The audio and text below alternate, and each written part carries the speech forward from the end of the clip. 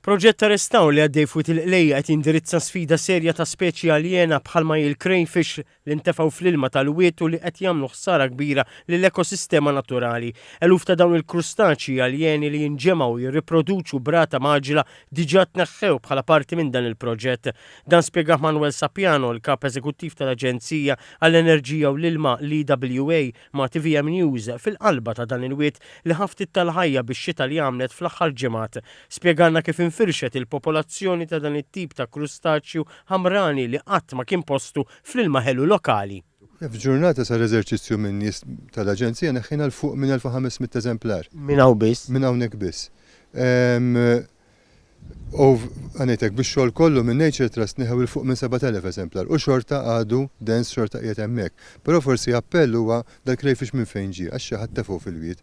Is-Sur Sapiano jispjega kif dan il-ħlejja li x'aktarx kien fl-akwarju ta' xi ħadd tant huwa b'saħħtu li jgħixu wkoll anke meta jinxef l-ilma saħansitra wieħed waħdu jista' jirriproduċi għax huwa asessuali u għalhekk ma jeħtieġx li jgħammar biex jipproduċi, imma jgħidu wkoll din mhix l-unika ħlejqa aljena li tpoġġiet mill-bniedem f'dawn l-dajjar.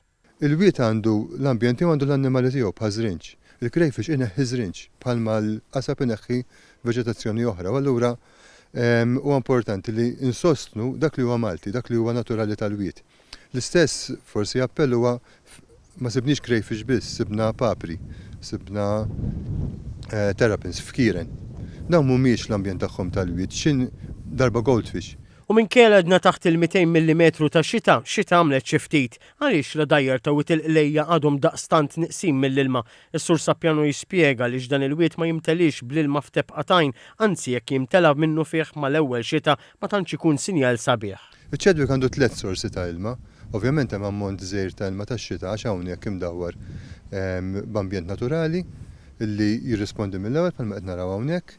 Għandek ukoll l-overflow tal-ejjun mill-Perch Aquifer li jkompli jsostni dak l-ilma tax-xita, però mbagħad għandek komponent importanti li huwa ilma li jinżel fil-ħamrija tax-xita li l-ħamrija tieħu jibqa' nieżel u mbagħad jinżel fil-wiet u jinġema fil-wiet u allura dak jibqa' ġej bil-mod. U bħalma frari fawar il-bjar is-Sur Sapiano għalinna li l-akbar daghi f'Malta li jistgħu jasaw sa 70 miljun litru ta' ilma ħafna drabi jimtlew għal 8 frar bidu ta' Marzu.